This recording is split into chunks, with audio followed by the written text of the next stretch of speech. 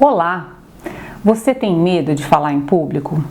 E quando você precisa sair para algum lugar para conhecer pessoas novas, você fica ansioso com essa situação? Preste atenção, esse vídeo pode te interessar. Talvez você sofra de transtorno de ansiedade social.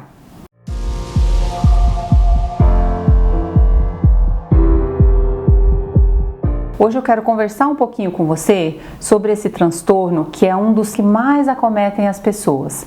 O que é transtorno de ansiedade social? É uma sensação de medo muito grande e de muita ansiedade em situações onde as pessoas acreditam que possam estar sendo avaliadas. Quem sofre do transtorno de ansiedade social tem sempre na mente dele que os outros vão achar que ele é estúpido, que ele é burro, que ele pode estar mostrando para todo mundo que está ansioso. Então tem algumas pessoas que transpiram a mão, elas evitam pegar na mão de outras pessoas porque acredita que todo mundo está percebendo que ela está ansiosa e se ela pegou na mão da outra pessoa vai perceber.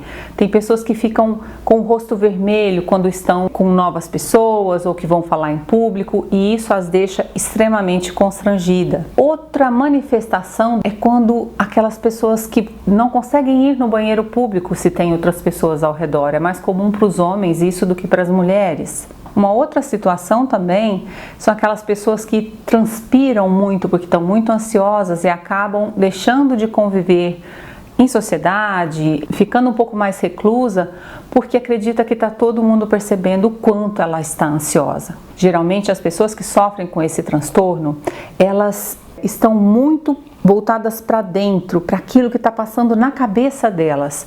Então, no mundo interno dela, ela está o tempo todo imaginando o que o outro vai achar, que o outro vai achar que ela é ridícula, que ela é estranha, que ela é inadequada.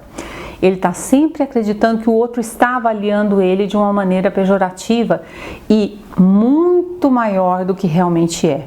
Outra tendência que as pessoas que sofrem com esse transtorno têm é de evitar, é o comportamento de evitação. As pessoas começam a evitar falar em público porque sabem que vão ficar muito ansiosas com aquilo. Então elas desenvolvem uma série de comportamentos, fazem escolhas na vida baseadas naquela emoção, naqueles pensamentos que levam ela a ter aquela ansiedade, aquele medo imenso. Esse transtorno geralmente começa na infância, entre 8 e 15 anos já na adolescência.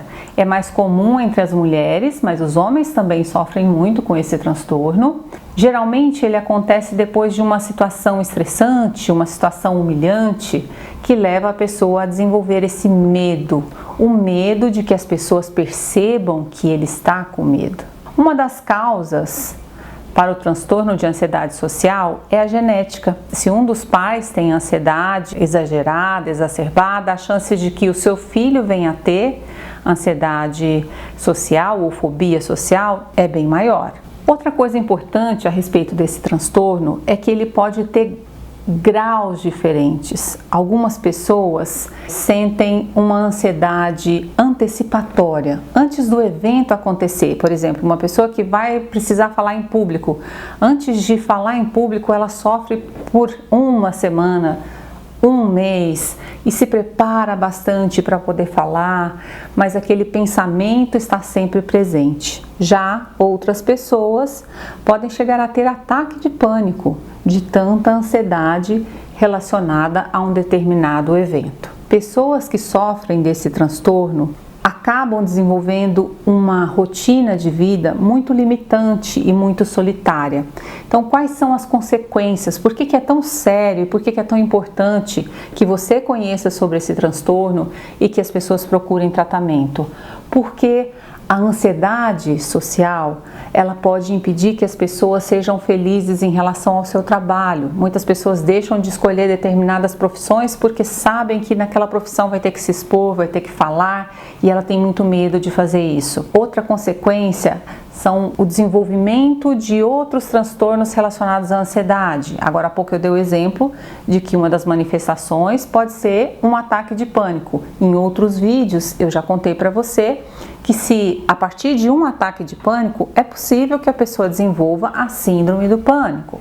As pessoas que sofrem de ansiedade social, elas podem, e muitas vezes acontece, delas serem pessoas mais solitárias. Elas têm muita dificuldade nos relacionamentos interpessoais. Principalmente para os homens, é muito difícil chegar numa garota, namorar com uma garota, quem dirá se casar. E quando se casam, geralmente são pessoas que têm menos filhos, e geralmente são pessoas que se divorciam mais, porque tem muita dificuldade de expressar o que sente, o que acha, o que pensa. Outro prejuízo que esse transtorno traz para a vida da pessoa é que as crianças geralmente têm mais dificuldades de aprendizagem na escola.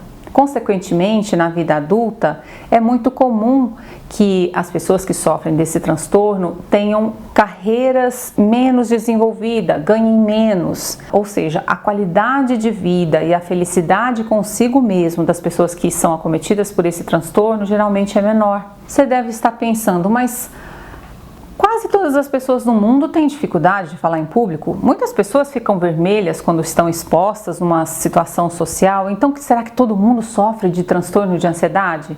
Não. Na realidade, para se diagnosticar se é um transtorno de ansiedade ou não, se é simplesmente timidez, é necessário que a gente observe que esse transtorno acompanha a pessoa por no mínimo 6 meses.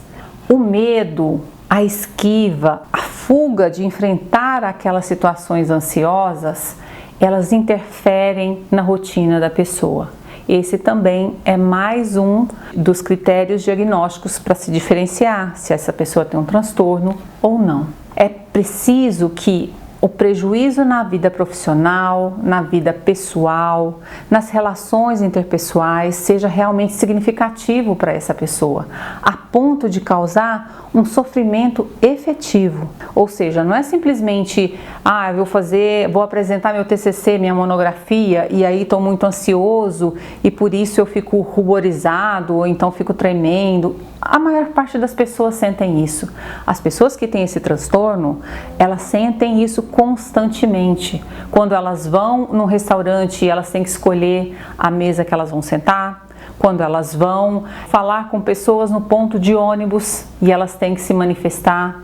Ou seja, é um transtorno que realmente impossibilita as relações e as escolhas e a vida, o dia a dia da pessoa. A principal questão a ser observada é assim, o quanto de sofrimento esse transtorno está causando para essa pessoa, quais são os prejuízos funcionais que o transtorno está causando no dia a dia da pessoa a qual ele acomete. Bom, é isso que eu quero contar para você hoje. Se você gostou desse conteúdo, se você se encontrou nesse conteúdo ou conhece alguém que pode precisar ouvir sobre isso, não deixe de assistir o próximo vídeo. Eu vou contar um pouquinho mais sobre o tratamento e sobre dicas para lidar com o transtorno de ansiedade. Um grande abraço e até mais!